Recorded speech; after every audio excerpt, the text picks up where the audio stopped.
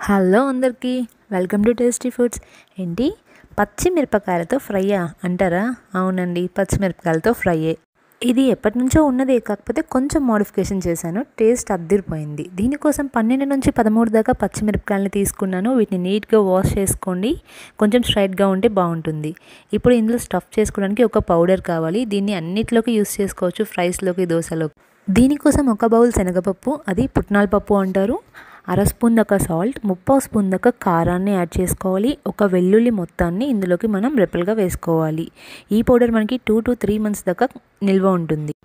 ఇప్పుడు ఈ పొడిని మనం 3 స్పూన్ల దాకా తీసుకోవాలి, పుట్నాల పప్పుతో చేసిన పొడిని.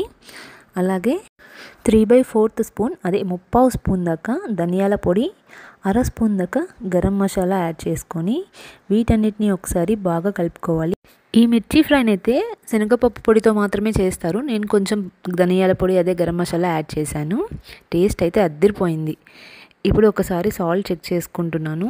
సాల్ట్ కొంచెం తక్కువైంది అనిపించి ఒక చిటికెడు సాల్ట్ని నేను యాడ్ చేసుకొని కలిపేసుకొని పక్కన పెట్టుకుంటున్నాను.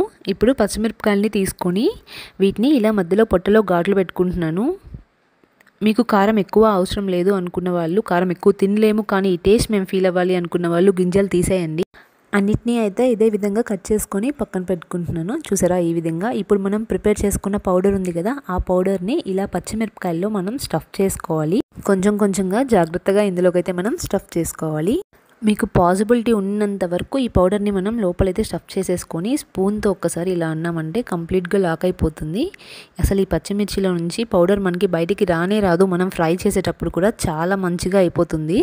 ఇదే విధంగా అన్నిటినీ మనం స్టఫ్ చేసుకొని పక్కన పెట్టుకుందాం. ఇప్పుడు ఒక ప్యాన్ తీసుకొని అందులో ఆయిల్ వేసుకోవాలి. దీనికి కొంచెం ఆయిల్ ఎక్కువగానే పడుతుంది. ఒక అర స్పూన్ దాకా ఈ విధంగా వాముని, అలాగే 1/2 స్పూన్ దాకా జీలకర్రని వేసుకోవాలి. ఇవి కొంచెం వేగిన తర్వాత మంచిగా స్మెల్ వస్తూ ఉంటుంది. అప్పుడు పచ్చిమిరపకాయలని మనం అన్నిటినీ జాగ్రత్తగా ఆయిల్లోకి యాడ్ చేసేయాలి.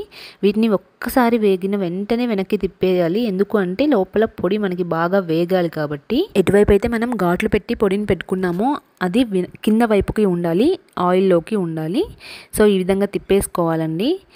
లోపలంతా మంచిగా ఆయిల్ వెళ్ళి మంచిగా ఫ్రై అవుతుంది. అస్సలు పచ్చి వాసన లేకుండా టేస్ట్ చాలా బాగుంటుంది ఇలా ఫ్రై అయినప్పుడు. ఇప్పుడు ఇందులోకి కొంచెం కరివేపాకునైతే మనం యాడ్ చేసుకుందాం. ఇది ఫ్రై కంప్లీట్ అయ్యేసరికి భలే క్రంచీగా అయిపోతాయి. అలాగే పచ్చిమిరపకాయలకి కొంచెం సాల్ట్ పట్టాలి పైన, అందుకోసం కొంచెం సాల్ట్ ఇలా స్ప్రింకిల్ చేసుకుంటున్నాను. ఇలా వేసుకున్న తర్వాత మనమైతే మళ్ళీ మూతను పెట్టుకొని మగ్గించుకోవాలి. కంప్లీట్గా మొత్తం లో ఫ్లేమ్లోనే చేసుకోవాలి ఇది. ఇప్పుడు చూసామంటే మనకి మెత్తపడిపోయింది పచ్చిమిరపకాయ. ఇప్పుడు మనకి మిగిలిన పౌడర్ ఉంది కదా, ఆ పౌడర్ మొత్తాన్ని ఈ విధంగా ఆ పొడి మొత్తాన్ని పైన చల్లేసుకోవాలి. ఈ పౌడర్ మొత్తం బాగా ఆయిల్లో వేగాలన్నమాట. కంప్లీట్గా లో ఫ్లేమ్లోనే ఉంచుకోవాలి ఇప్పుడు కూడా. ఇప్పుడు వీటిని చూపిస్తున్న విధంగా జాగ్రత్తగా కలుపుకుంటూ వేపుకోవాలి మనం. ఇదే వేగే ప్రాసెస్లో మనకి పచ్చిమిరపకాయలో నుంచి స్టఫింగ్ కూడా ఏం బయటికి రాదు. ఆయిల్ అలాగే ఈ పౌడర్ ఇంకా లోపలికి వెళ్తూ చాలా బాగా ఫ్రై అవుతుంది. చూసారా, మనకి దగ్గర పడింది.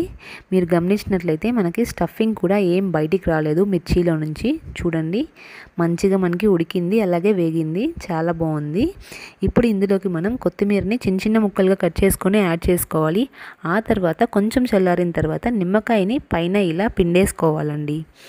దీన్ని ఒక 10 నిమిషాలు వదిలేసామంటే మంచిగా సెట్ అయిపోతుంది. ఈ విధంగా అన్నంలో కలుపుకున్నప్పుడు మధ్య మధ్యలో వాము తగులుతూ అసలు దీని టేస్ట్ ఉంటుంది అల్టిమేట్. అంటే కొత్తగా ఎవరైనా మన ఛానల్ చూస్తుంటే please to subscribe and like. Thank you for watching.